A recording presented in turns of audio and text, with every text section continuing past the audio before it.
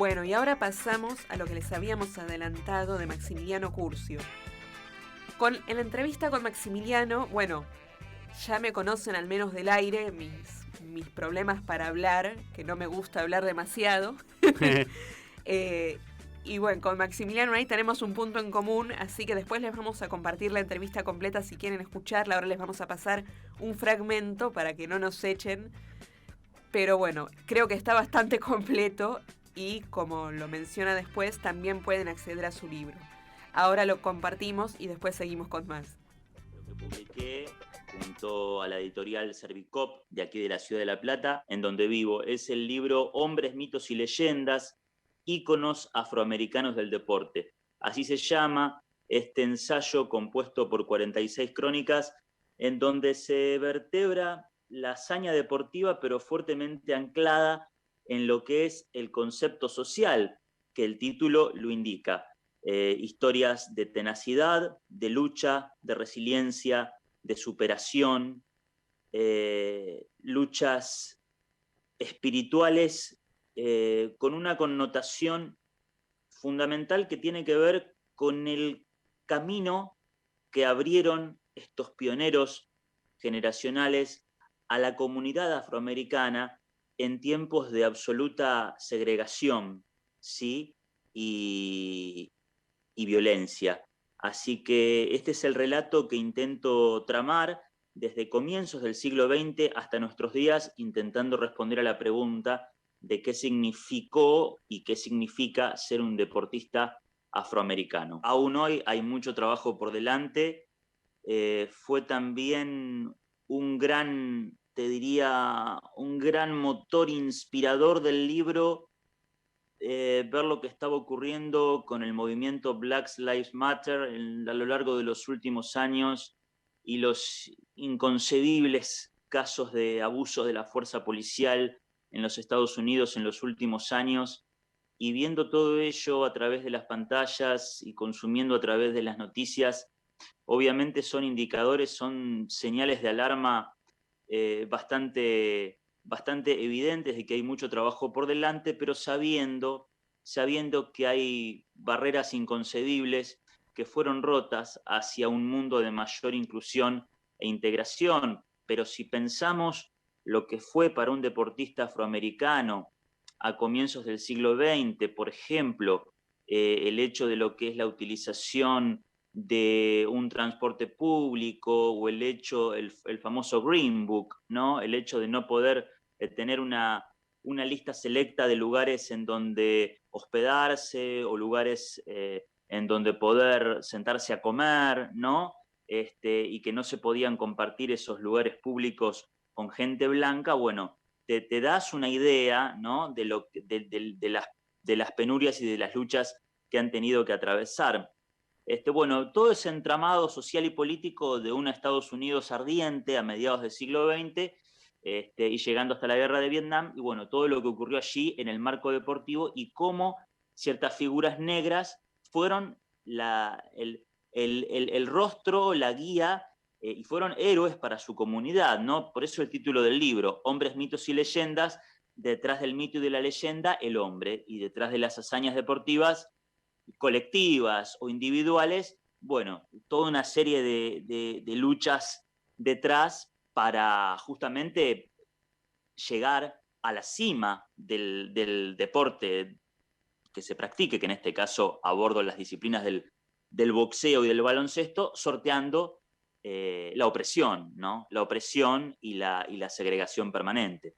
Mohamed Ali es una figura clave a lo largo del libro, es una de las figuras más presentes, es un ícono cultural que trascendió el ejercicio del deporte, del boxeo, para convertirse en un mentor generacional, y es una figura sumamente polémica, inagotable también, nunca deja de ser materia fértil para abordar desde los documentales que bien mencionás, que hace poquito ha habido una serie de estrenos en Netflix y en otras plataformas. El, el, el, el eje de la polémica alrededor de la cual gira la trayectoria de Ali es, en principio, su conversión, ¿no? al islamismo, su conversión, su aliarse de forma bastante polémica con la Nación del Islam, que en ese momento tenía un cisma cada vez más evidente entre la figura de Malcolm X y la figura de Elijah Muhammad. Y allí se mete la figura de Ali generando enorme polémica por su conversión, ¿no? Nacido como Cassius Clay, pero él no quería responder a lo que él consideraba que era el nombre de esclavo de sus antepasados afroamericanos.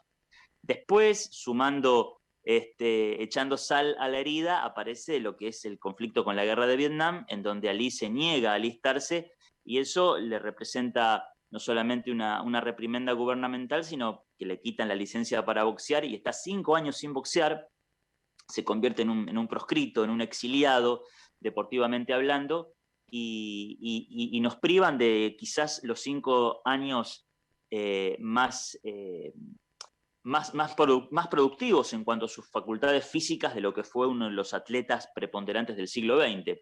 Así que así la figura de Ali se va tramando como un gran vocero social de todo este tipo de reclamos por la igualdad de derechos, ¿sí? When We Were Kings es un documental que recomiendo a todos los fanáticos del deporte, del boxeo o del género documental.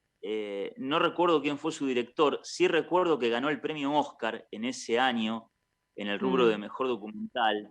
Y vos sabés que tiene una historia muy particular porque relata un episodio que yo comento en el libro, una de las 46 crónicas trata justamente de lo que fue el Rumble in the Jungle, ¿no? Que también se conoció como el combate del siglo, la pelea que protagonizaron en Kinshasa, Zaire, en el año 1974, Mohamed Ali y George Foreman, que en ese momento Zaire se encontraba bajo un régimen dictatorial furibundo, y allí también el factor político y social de una nación en llamas atraviesa lo que sería un acontecimiento inédito en la historia del deporte, porque hasta ese momento fue la pelea más lucrativa de todos los tiempos, además televisada en todo el mundo. Imagínense 50 años atrás, en donde los medios de comunicación no eran ni por asomo lo que son ahora. Y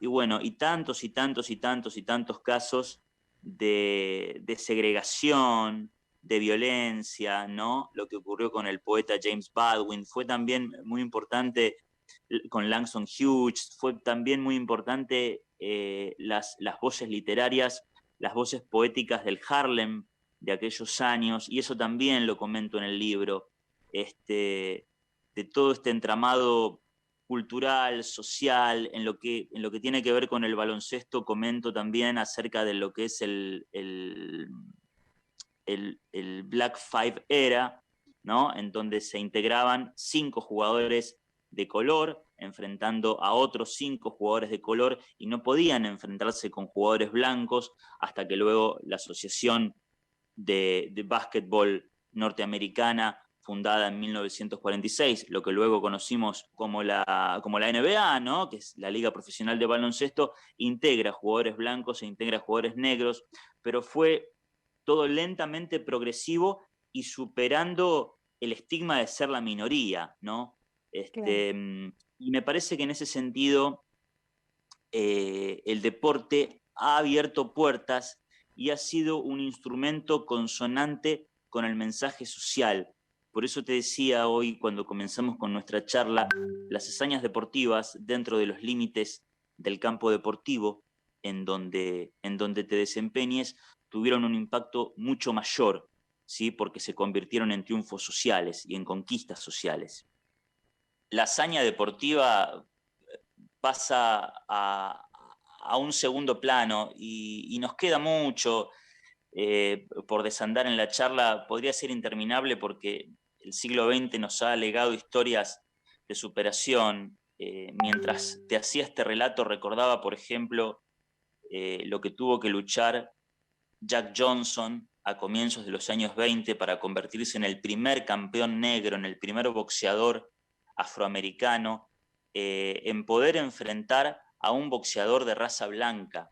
Así que yo te agradezco para que me hayas invitado a una charla tan profunda, y quienes quieran conseguir el libro Hombres, Mitos y Leyendas, editado por la imprenta Servicop de aquí de la ciudad de La Plata, los invito a visitar la tienda online de Imprenta Servicop o mis redes personales en mi página web maximilianocurcio.com.